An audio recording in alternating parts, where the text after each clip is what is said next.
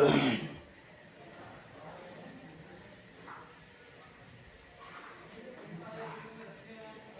Student, मैं शिवम मिश्रा अपने YouTube channel Mishra classes पर मैं अध्यापक मैथमेटिक्स के वीडियो अपलोड करता हूं। और आज इसी सीरीज में आप लोगों का मैं पेपर स्टार्ट कर रहा हूं for the BSc students, complex analysis. तो कॉम्प्लेक्स एनालिसिस मैं ये नहीं कहूँगा ये बीएससी फर्स्ट ईयर में है, सेकेंड ईयर या थर्ड ईयर में है।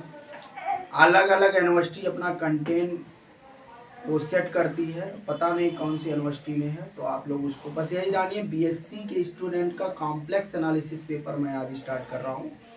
अब आप जिस यूनिवर्सिटी से बिलोंग करते हो या जिस ईयर में हो आप पढ़ सकते हैं। ये बीएससी स्टैंडर्ड स्टूडेंट्स के लिए है, ठीक है ना। तो कॉम्प्लेक्स एनालिसिस पढ़ने से पहले आप लोगों को कॉम्प्लेक्स एनालिसिस, कॉम्प्लेक्स जो समृद्ध है उस पर आप लोग एनालिसिस करेंगे। तो आप लोग इंटरमीडिएट तो पढ़ेंगे हैं, विदाउट इंटरमीडिएट आप बीएससी में कैसे आ जाएंगे। तो इंटरमीडिएट में कॉम्प्लेक्स नंबर रखा गया है। कॉम्प्लेक्स नंबर की आवश्यकता क्यों पड़ी, पहले आपको विचार करना चाहिए। Why we need complex numbers, मुझे कॉम्प्लेक्स नंबर्स की आवश्यकता क्यों पड़ी, ऐसी क्या आवश्यकता पड़ी कि कॉम्प्लेक्स नंबर को लाना पड़ा। आप लोग जानते हैं रियल नंबर तक हमने बताया था। Real number contain natural, whole, integer, rational, irrational number and total combination is called the real number. तो रियल नंबर से भी बड़ा सेट क्या होता है, कॉम्प्लेक्स नंबर होता है। एक प्रकार से कह सकते हैं the biggest set is called the complex number. ये जो बिगेस्ट सेट है ना वही कॉम्प्लेक्स नंबर कहलाता है। तो कॉम्प्लेक्स नंबर क्या है, हम आप लोगों को बता दें कॉम्प्लेक्स नंबर की आवश्यकता क्यों पड़ी। जैसे यहाँ पर एक अलजेब्राइक इक्वेशन है x square plus 1 equal to 0, जहाँ x belongs to real number. आप x square equal to plus 1 इधर जाएगा तो -1 हो जाएगा। अच्छा आप ये बताइए, रियल नंबर का स्क्वायर कभी निगेटिव क्वांटिटी हो सकती है।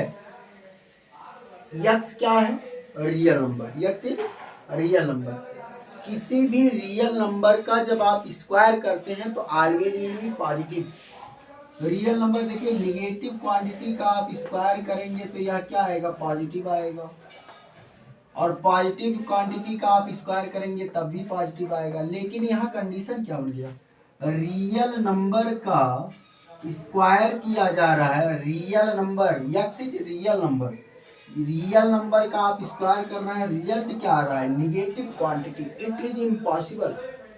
आप किसी भी रियल नंबर का यदि स्क्वायर करते हैं तो वह कभी निगेटिव नहीं आ सकता, ये इम्पॉसिबल है, असंभव है।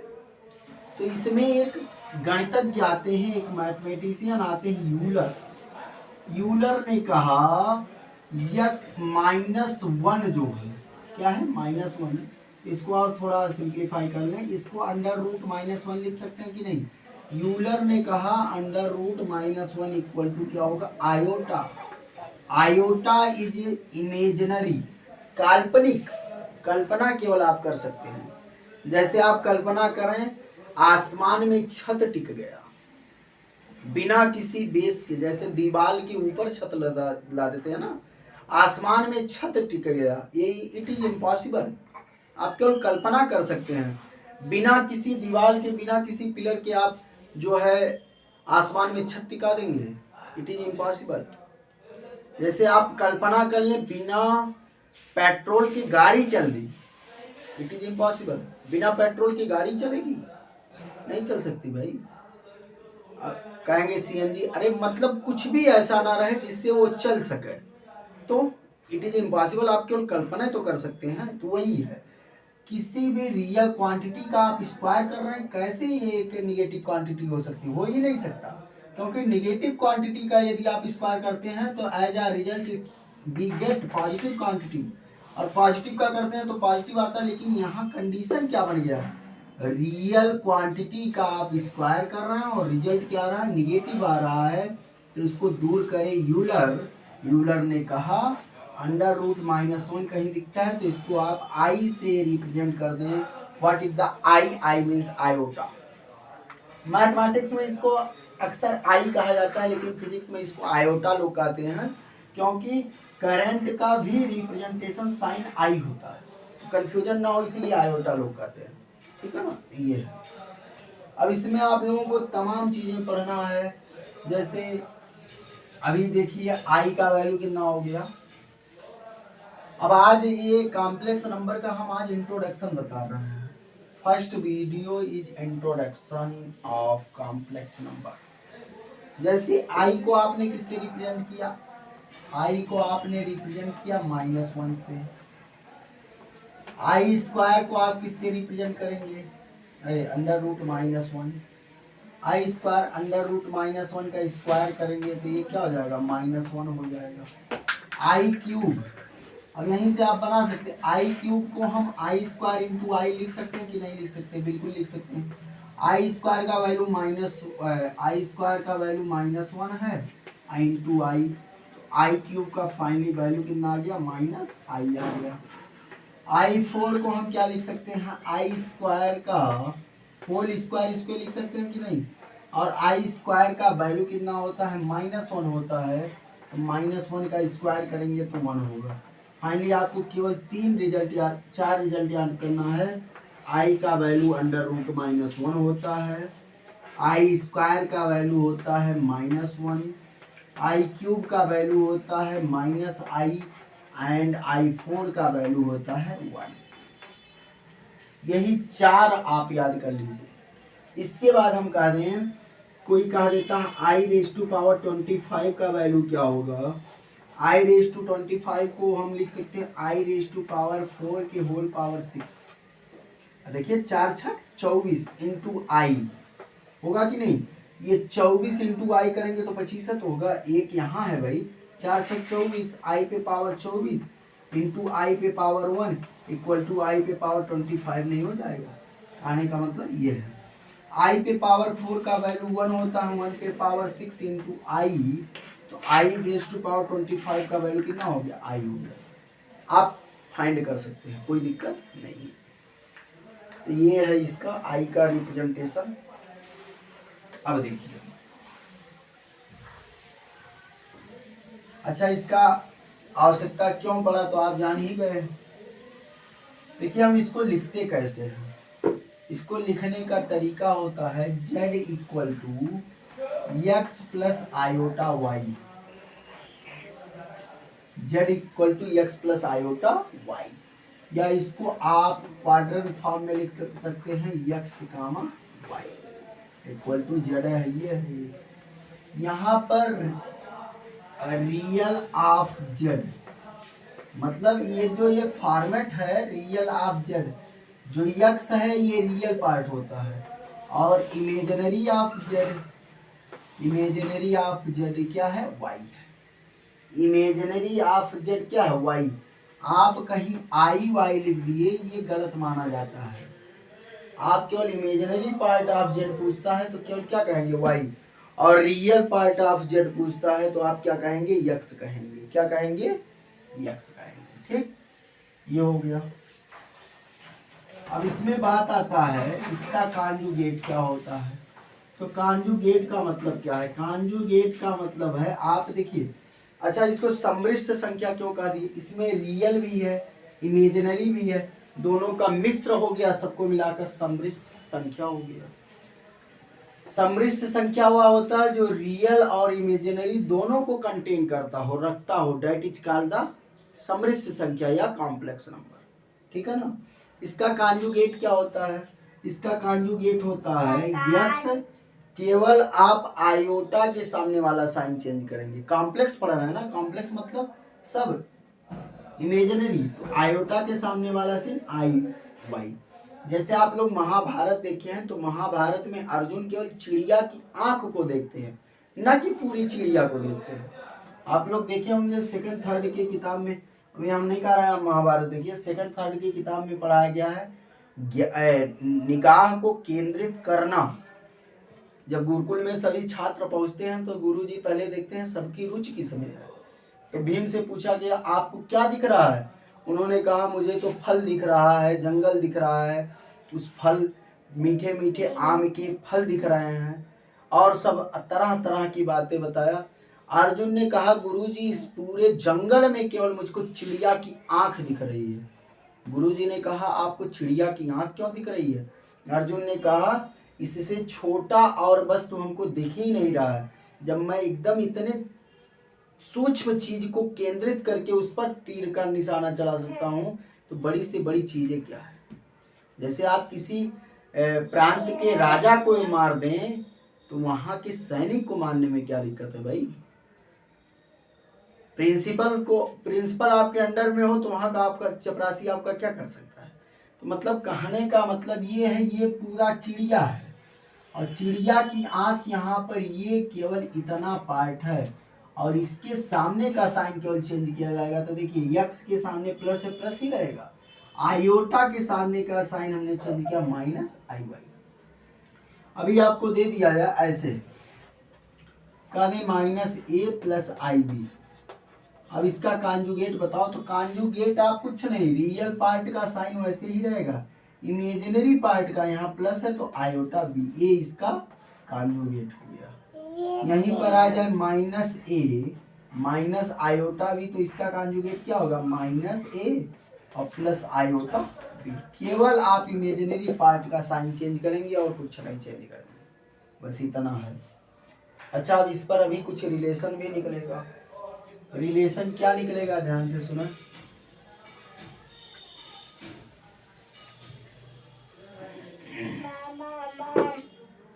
जैसे आपको हमने कॉम्प्लेक्स नंबर का फॉर्मेट बताया x प्लस आई वाई, इसको लिख सकते हैं कि नहीं। और कॉन्जुगेट मतलब जेड पर बार, केवल आप आयोटा के सामने वाला साइन चेंज करेंगे। ऐसे इसको मान लीजिए कुछ लिखेंगे एडिंग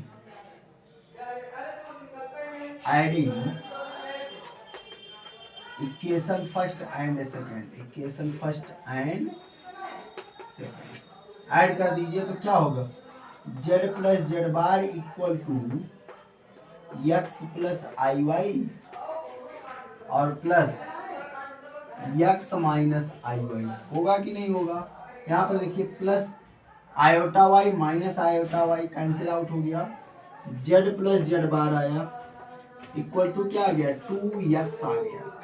या आप इसको एक फॉर्मेट और लिख सकते हैं 2x equal to z plus Z bar, या आप इसको लिख सकते हैं x equal to z plus Z bar upon 2। What is the x? x is real part of z. Real part of z. X is the real part of z and y is the imaginary part of z. यदि यहाँ पर y आता तो यहाँ पर हम imaginary part of z लिखते, अभी आ रहा है देखिएगा। तो यहाँ पर आप रियल पार्ट ऑफ z को क्या लिख सकते हैं? z plus Z bar upon 2। ये आपका एक रिलेशन आ गया। देखिए कुछ नहीं किया गया, कॉम्प्लेक्स फॉर्म को रिप्रेजेंट करने का तरीका z equal to x plus i iota y होता है। इसका आप कॉन्जुगेट ले लेंगे तो कॉन्जुगेट जब लेते हैं तो केवल इमेजिनरी पार्ट का साइन चेंज होता है। इमेजिनरी पार्ट क्या है? Iota y. इस यहाँ पर प्लस है तो माइनस, यहाँ पर माइनस होता तो प्लस। दोनों इक्वेशन को हमने ऐड कर लिया, z plus Z bar equal to इतना प्लस इतना, आयोटा वाई कैंसिल आउट हो गया, x plus X equal to 2x हो गया, या 2x equal to Z plus Z bar हो गया। x equal to Z plus Z bar upon 2। What is the x? x is the real part of z। z का real part x है, इतना equal to Z plus Z bar upon 2। ठीक, इतना आप लोग copy कर लो। इसके बाद हम बताएंगे, इतना आप लोग कॉपी करो।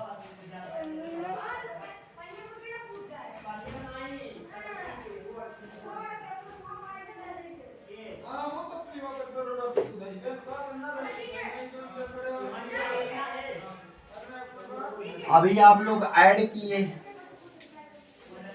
ठीक, तो आपको रियल पार्ट मिल गया।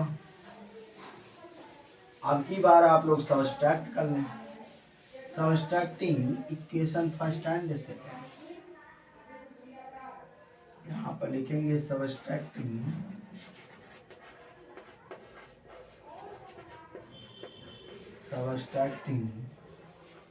Equation first minus equation first का लेफ्ट साइड क्या है जेड, फिर सेकंड का क्या है जेड बार या जेड का x plus iota y minus x minus iota y. बहुत ध्यान से सुना, z minus z bar equal to x plus iota y minus x plus iota y. Minus x plus x cancel out हो गया, z minus z bar equal to 2 iota y, 2 iota y. या आप इधर देखें 2 iota Y equal to क्या लिख सकते हैं जेड माइनस जेड कॉन्जुगेट। ठीक, फिर यहां से हम क्या लिख सकते हैं Y equal to Z minus Z conjugate upon 2। अच्छा, अब यहां से आप लोग यहां पर what is the Y, Y is the imaginary part of Z, Y is the I M is imaginary part of Z equal to क्या लिख सकते हैं, क्या लिख सकते हैं भाई Z minus Z conjugate upon Y. एक रिजल्ट आप इसको भी लिख लीजिए, सब रिजल्ट है, काम आएगा आगे चलते। इसके बाद मैं आप लोगों को इसकी कुछ प्रॉपर्टी बताएंगे, फिर आगे देखा जाएगा। ज्योमेट्रिकल रिप्रेजेंटेशन भी नहीं होगा, बता देंगे टाइम के अनुसार। देखिए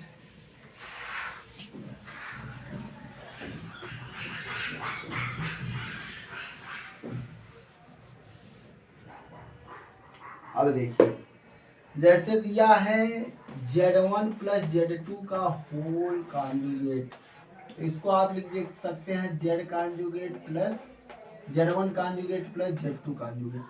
अलग अलग भी लिख सकते हैं, प्लस है तो प्लस रहेगा, माइनस है तो माइनस रहेगा। या Z1 इंटू Z2 का होल कॉन्जुगेट इक्वल टू आप इसको अलग अलग भी लिख सकते हैं Z1 conjugate into Z2 conjugate. ठीक, या इसका आप डिवाइड का लेना चाहते हैं, टोटल का है ये, समझ रहे हैं ना।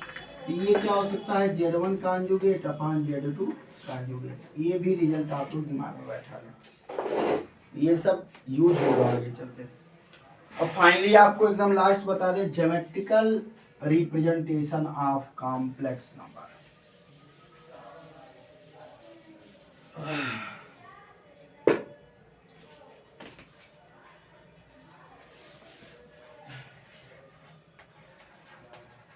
Geometrical representation of complex numbers, मतलब इसको आप ज्योमेट्रिकल कैसे रिप्रेजेंट कर सकते हैं। इधर देखिए, आप लोग ये तो जानते हैं, ये x हो गया, ये y एक्सिस हो गया, ये x डैश, ये y डैश।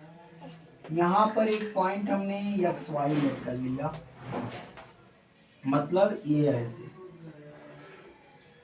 यहाँ से वर्जिन से यहाँ मान लीजिए l है, इसका लेंथ कितना है x है, और यहाँ से यहाँ तक इसका हाइट, इसको मान लीजिए है z या p मान लीजिए, यहाँ से इसकी हाइट कितना है y है।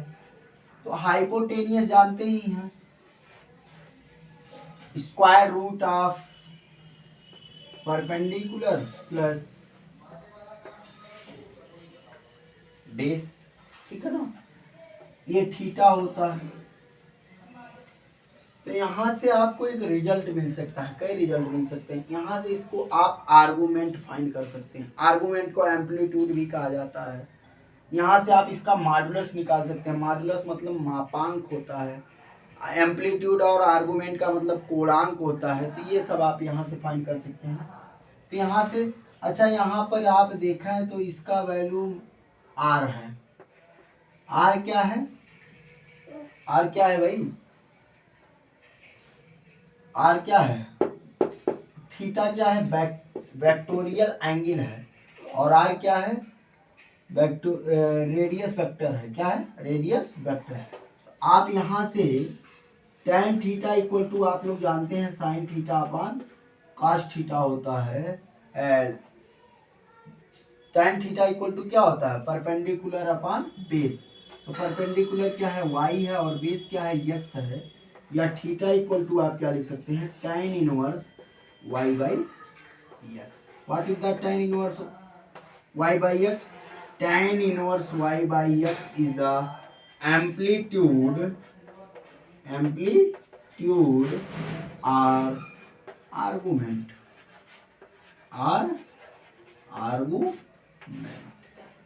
ये थीटा जो tan inverse y by x आया ना, इसको आप क्या कह सकते हैं, एम्पलीट्यूड भी कह सकते हैं, आर्गुमेंट भी कह सकते हैं। ठीक, ये है। और मॉडुलस इसका क्या होगा, मॉडुलस का वैल्यू होता है ये जो r equal to under root x square plus y square आया है, it is called the modulus. ठीक, मॉडुलस मतलब होता है मापांक। अब आपको इसमें जानना है एकदम last, Holi real and Holi imaginary. कब किसी कॉम्प्लेक्स क्वांटिटी को आप होली कंप्लीटली, होली मीन्स पूरा पूरा रियल कह सकते हैं, और कब पूरा पूरा इमेजिनरी कह सकते हैं। तो हेडिंग है Holi real and Holi complex, अरे होली इमेजिनरी। होली आप इसको कब रियल कह सकते हैं, या होली इसको आप कब इमेजिनरी कह सकते हैं। जैसे z equal to x plus i y, if y is, if iota y is 0 means iota y equal to 0, then z is, जब iota y 0 हो जाएगा तो z इक्वल टू x हो जाएगा। It is then z is wholly real, then z is wholly real. जब iota y मतलब imaginary part completely zero हो जाएगा, at that time the z is wholly real.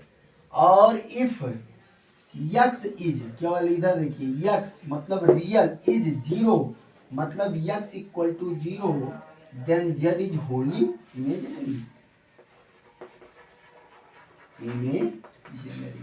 मतलब जब यहाँ देखिए x 0 हो जाएगा, आयोटा y, तो यहाँ पर क्या बचा, आयोटा y ही तो बचा, तो ये होली क्या हो जाएगा, इमेजिनरी हो जाएगा। हमने आप लोग कॉम्प्लेक्स नंबर का कुछ इंट्रोडक्शन आज दिया। कॉम्प्लेक्स एनालिसिस से आप लोगों का पेपर स्टार्ट हो रहा है। अब इस पर डे कुछ ना कुछ वीडियो प्रोवाइड किए जाएंगे। तो कॉम्प्लेक्स नंबर के बारे में हमने कुछ बताया। अच्छा, इसको आप और डिटेल में पढ़ना चाहते हैं तो इंटरमीडिएट का लेक्चर देखिए, उसमें और अच्छे से एक्सप्लेन किया गया है। बाकी मैंने आज बेस क्रिएट किया, कल से इस पर आपके चैप्टर्स के प्रॉब्लम, थ्योरम जो भी आएंगे सब प्रोवाइड किए जाएंगे। तो आज के लिए बस इतना ही। Thanks for watching my video.